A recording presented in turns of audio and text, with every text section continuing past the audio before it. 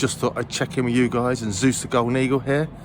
He's certainly doing well, and this time of the year it's all about lounging around, lazing around, and gradually changing this coat of feathers for a new set. Now the smaller birds, the smaller falcons and hawks, generally they change all of their feathers in a summer, and by the end of the summer they have a brand new, pretty much full set of new clothes. But when you're this big, with feathers that are as big as some of his primary feathers, eagles tend to only change some of their feathers through the summer months. They don't do a full set, maybe because their feathers are so big and tough, they last better, they last longer anyway, and probably because to grow such huge feathers takes a lot of energy. Maybe they've evolved to, change a few each year rather than use all that energy changing a full set of what is essentially quite a good coat of armour. I was always taught, and I tell people, or have always told people, feathers are modified scales.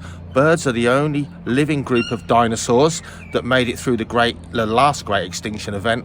Dinosaurs are still with us. Birds do not come from dinosaurs. Birds are the avian dinosaurs, and they survived. They're here with us.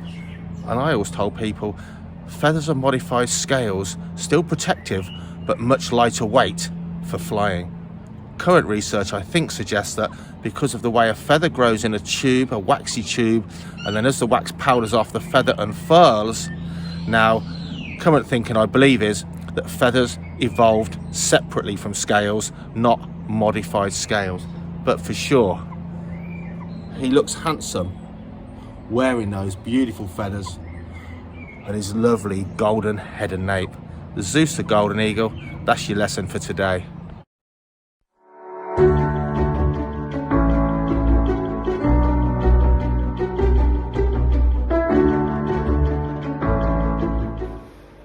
Wow, our little elvers here, our little baby eels, have certainly turned from glass eels into elvers over the course of last summer. Look how tiny and skinny some of them are, and some of them are huge. I'm actually surprised now that the really skinny ones are still in there. Look at this one here. Wow, look at that. He's really packed on some size. So there's big and small. They're certainly focus, looking like little eels now. Look at them. Well, I've just offered the smooth snakes their first feed of the year. They have been out basking, but the light in here is mostly for light. So when they get up high, right up there, they're getting some of the warmth from the light up there. But really, that's just an extra boost. The ambient temperature, as you know, has been absolutely freezing this spring. It's the 1st of May. It's probably the second warm day, even though it's not as sunny as yesterday. But I thought I'd offer them a feed. And lo and behold, the biggest one is eating a little pinky mouse there. So easy to digest, first feed of the year. Let's hope that the other one comes out and also tucks in. Because when you've had, this animal hasn't eaten since October. That's horrendous, isn't it?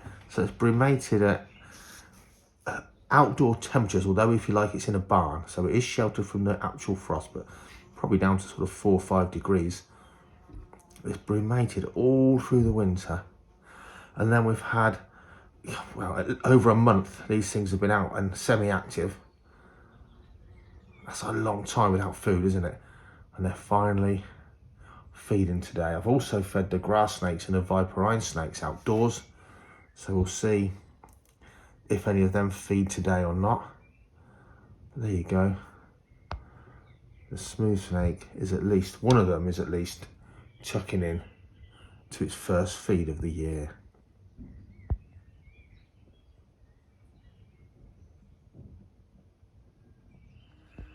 Okay, I'll come back to check on the grass snakes and one of them's eating, but the minute I show myself it's not going to, so I'm not actually going to go any, oh, it's going to see me. Things with grass snakes, they've got such good vision, so tuned to movement. But there you are.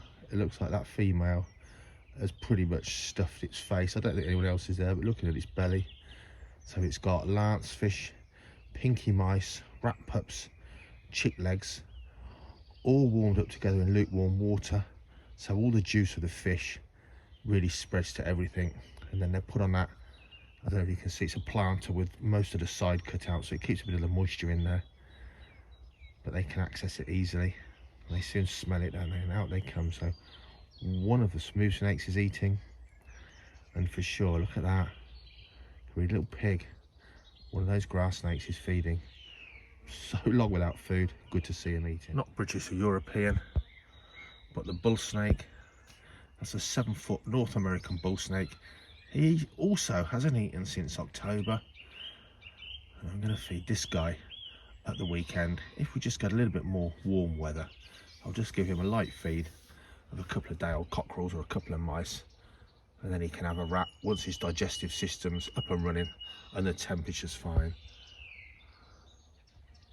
Maybe spring is here, let's see. The fire salamanders too, a dose of small crickets and some small mealworms. So I'm sure at nightfall, with the milder nights just of late, those guys will be out somewhere also stuffing their faces.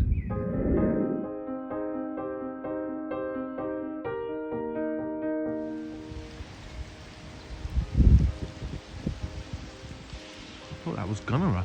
It looks like giant hogweed to me.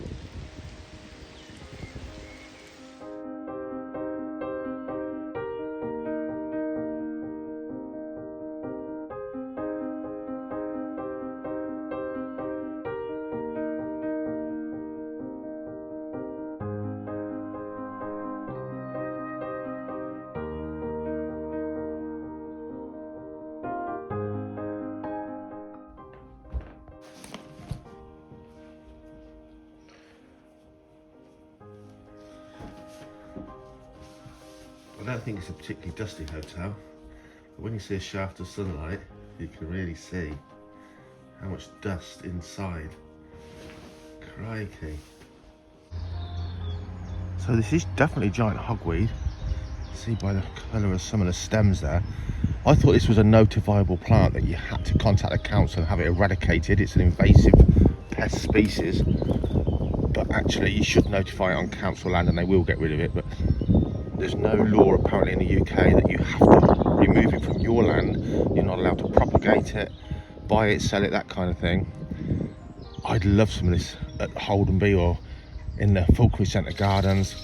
This plant grows for a few years and then it flowers 10 to 15 foot high. It is a proper triffid, a real specimen plant, absolutely stunning. But sadly, it was brought here for gardening. It escaped in the 1800s from Russia, and what people didn't know until they found out the hard way, when you're cultivating it, you're cutting it down, you're pruning it back, any sap that gets on your skin does no damage until it's exposed to sunlight. It makes your skin unable to defend itself from the ultraviolet rays. Long term, even years of blistering where the sap was and scarring. It absolutely maims you. So giant hogweed, beautiful but kind of deadly.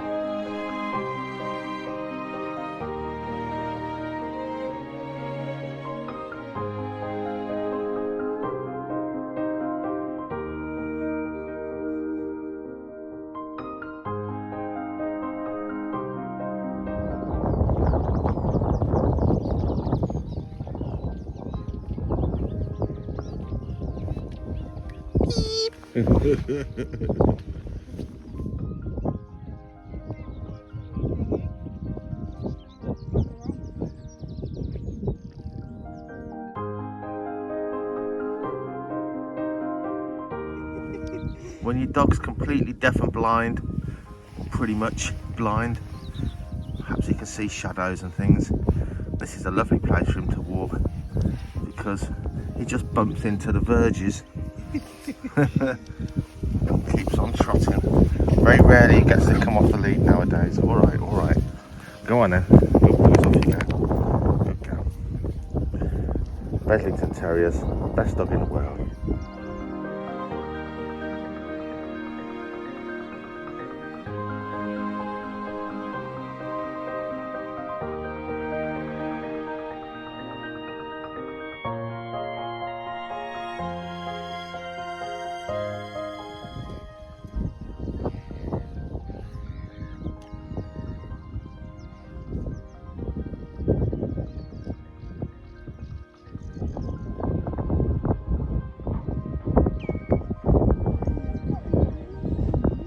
Incoming, look.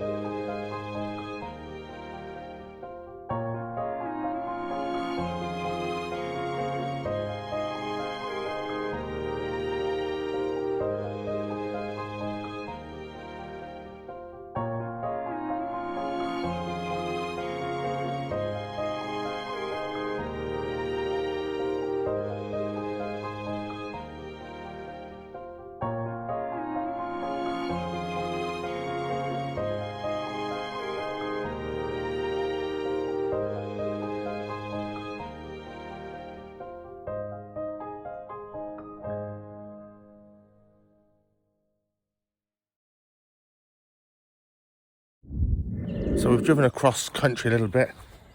Jackie's over there chilling out. Look at this, May on the heathland. Wow, the gorse at this time of year, stunning. But we're here looking for adders. If there's any sun, this little bit of heathland, I don't think I've ever not found an adder, but until you found one, yeah, you get a bit despondent. You think, come on, this looks great. It's a bit hot on the ground, hot in the sun, but I'll have a mooch about and I'll show you anything if it sits still and if I find it. Well, it's 2 o'clock in the afternoon, hottest part of the day, and it is really hot, shockingly and suddenly hot. Probably struggling more than ever because it might just be too hot by now. They've heated up more than enough this morning. They've moved into the shade or moved off more actively, doing addery things. One more spot to check. Oh yeah, it's feisty. So, in a minute. Lovely markings. Stunning. So look at this little young, relatively young but mature male adder. On the move today, it's late in the day, 2 o'clock. The heat's on, not coiled up, just saw him moving along. You can see he's a male. If you look here, you can see his hemipenes, because he's a bit angry, sticking out. His 2 little winkers, if you like. Snakes have one either side. But the male adder, in its beautiful silver breeding dress, really is, probably fair to say, the best looking animal in Britain for sure. This is an animal that is stunning. He'll change his colours. He'll change his colours as he goes out at the breeding season, but at this time of the year, these guys are silvery, red eyes. They look absolutely stunning, and they're dancing. Now, when we say dancing, these guys, the males combat, so they'll entwine each other and they'll rise up and they'll try and push each other to the ground. They're not using their fangs or their venom or their teeth in general. It's just a test of who's the strongest. It saves damaging combat. Just pushing and pulling. You don't need to inflict damage to each other.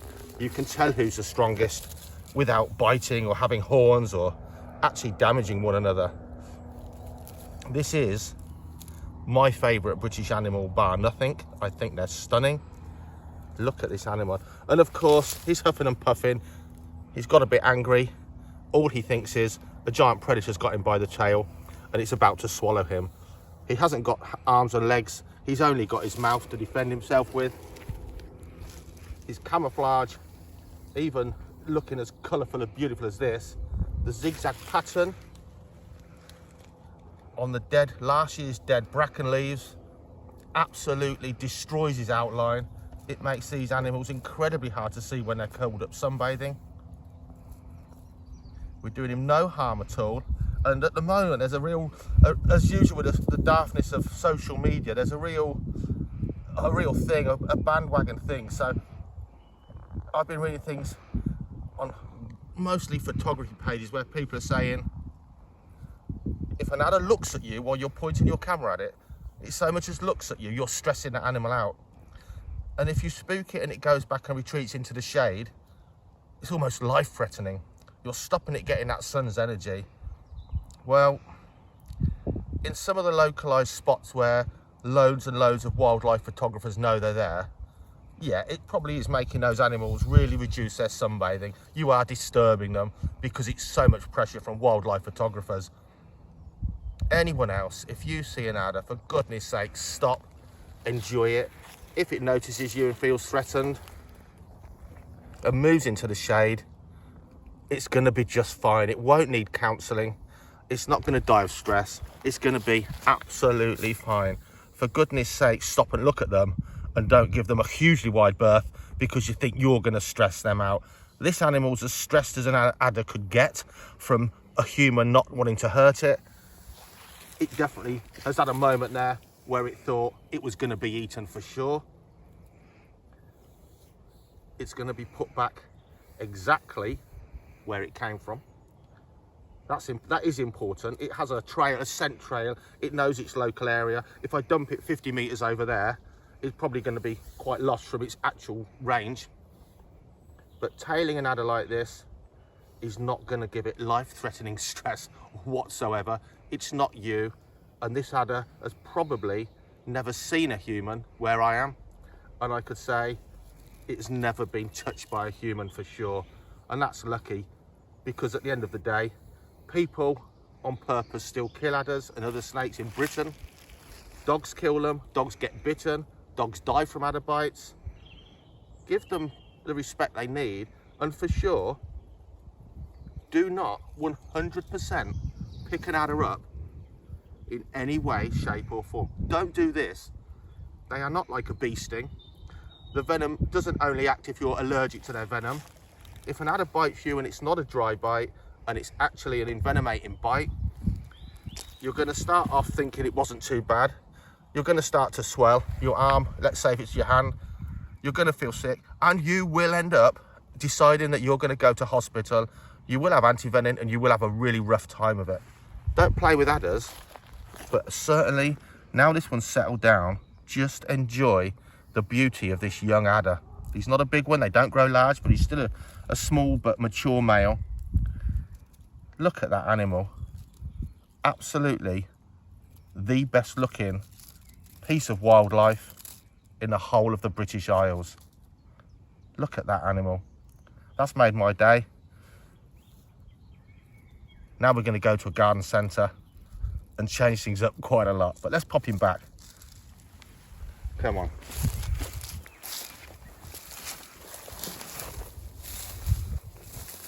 Ready? Go!